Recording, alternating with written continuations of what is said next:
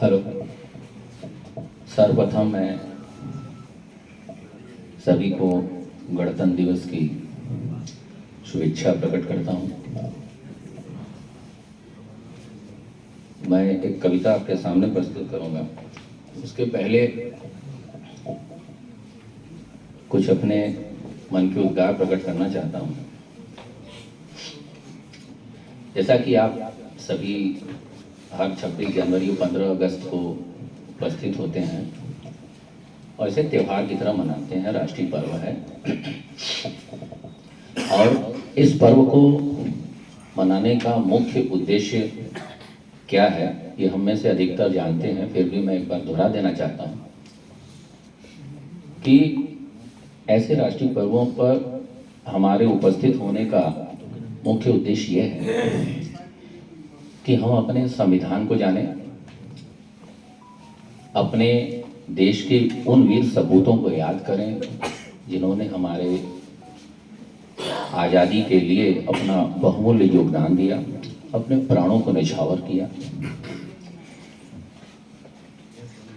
आप सभी जानते हैं कि आज़ादी तो हमें मिल गई, लेकिन उसके बाद भी हमें अपने देश में छिपे गद्दारों से आज़ादी नहीं मिली, जिसके कारण आज भी हमारे वीर सैनिक सपूत बलिदान होते रहते हैं। पहला घाव तो हमें 1947 में ही मिल गया था, जब हमारे दो अंग पाकिस्तान और बांग्लादेश के रूप में अलग अलग कट गए। कहाँ है हमारा संपूर्ण भारत? अगर आपने पुराने इतिहास को पढ़ा होगा तो हमारा ये संपूर्ण भारतवर्ष एक आर्यावर्त के रूप में है। आपने रामायण सीरियल में सुना होगा कि आर्यावर्ते जम्बू द्वीपे भरतखंडे भारतवर्षी। ये हमारा पूरा जम्बू द्वीप था। अब जानते हैं कि ये कहां तक था? क्या किसी को मालूम है कि हमारा ये जम्बू द्वीप भारतवर्ष कहां तक था? जो आप वर्तमान में देख रहे हैं, ये चाइना से लेकर उधर इजराइल तक, इजराइल से लेकर के यहाँ तक भारतवर्ष तक पूरा हमारा आर्यावर्त था। रशिया का कुछ भाग भी आर्यावर्त में आता था। क्या आप जानते हैं कि आप आर्य हैं? इसीलिए आर्यावर्त कहा जाता है। हम लोग आर्य हैं, इसलिए हम आर्यावर्त में रहते हैं। अब बात यह है कि क्यों हम इसको मनाते हैं, क्या उद्देश्य है? इसका उद्देश्य ये है कि हम इन सभी को याद करें, हम भूल न जाएं अपनी आज़ादी को, अपने वीर सपूतों को भूल न जाएं, इसलिए हम इसको याद करते हैं। इसलिए हम यहाँ बात करते हैं। तो हमें यहाँ क्या बात करना चाहिए, यह हमें क्या करना चाहिए? हमें ये यहाँ पर वो प्रेजेंटेशन देना चाहिए, वो प्रस्तुतिकरण करना चाहिए जिसकी वजह से हम ये जाने कि हमारे पूर्वजों ने हमारे लिए क्या क्या किया है। उनकी भावनाओं का आदर करें, उनके गुणों को आत्मसात करें। जब हम आत्मसात करेंगे तभी वो हमारी कार्य पद्धति में भी आएगा। क्या राष्ट्र प्रेम की भावना दिखाने का सिर्फ सैनिकों को ही जाता है श्रेय? क्या हम राष्ट्र प्रेम अपना नहीं दिखाते?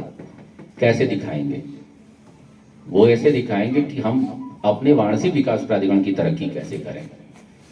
अगर हम वाराणसी विकास प्राधिकरण की तरक्की करेंगे तो इससे हमारे जिले की तरक्की होगी, जिले की तरक्की होगी तो प्रदेश की तरक्की होगी, प्रदेश की तरक्की होगी तो देश की तरक्की होगी, और देश का तरक्की होगी तो पूरा विश्व वसुधैव कुटुंबकम की भावना से बसा रहेगा। मैं आपके सामने हरिवंश राय बच्चन की कविता सुनाना चाहता हूं, जिसका शीर्षक है एक और जंजीर तड़कती है, भारत माँ की जय बोलो। कितनों ने इनको छूने के कारण कारागार बसाए, इन्हें पकड़ने में कितनों ने लाठी खाई कोड़े ओढ़े, और इन्हें झटके देने में कितनों ने निज प्राण गवाए। किंतु शहीदों की आहों से शापित लोहा कच्चा धागा, एक और जंजीर तड़कती है, भारत माँ की जय बोलो। जय बोलो उस धीर व्रती की जिसने सोता देश जगाया, जिसने मिट्टी के पुतलों को वीरों का बाना पहनाया, जिसने आजादी लेने की एक निराली राह निकाली और स्वयं उस पर चलने में जिसने अपना शीश चढ़ाया। घृणा मिटाने को दुनिया से, लिखा लहू से जिसने अपने, जो कि तुम्हारे हित विष घोले, तुम उसके हित अमृत घोलो। एक और जंजीर तड़कती है, भारत मां की जय बोलो। कठिन नहीं होता है बाहर की बाधा को दूर भगाना, कठिन नहीं होता है बाहर के बंधन को काट हटाना। गैरों से कहना क्या मुश्किल, अपने घर की राह सिधारें, किंतु नहीं पहचाना जाता अपनों में बैठा बेगाना। बाहर जब बेड़ी पड़ती है भीतर की गांठें लग जाती, बाहर के सब बंधन टूटे भीतर के अब बंधन खोलो। एक और जंजीर तड़कती है, भारत मां की जय बोलो। कटी बेड़ियां और हथकड़ियां हर्ष मनाओ मंगल गाओ, किंतु यहाँ पर लक्ष्य नहीं है, आगे पथ पर पांव बढ़ाओ। आजादी वह मूर्ति नहीं है जो बैठी रहती मंदिर में, उसकी पूजा करनी है तो नक्षत्रों से होड़ लगाओ। हल्का फूल नहीं आजादी, हल्का फूल नहीं आजादी, वह है भारी जिम्मेदारी। उसे उठाने को कंधों के भुज डंडों के बल को तोलो। एक और जंजीर तड़कती है, भारत मां की जय बोलो, भारत मां की जय बोलो। धन्यवाद।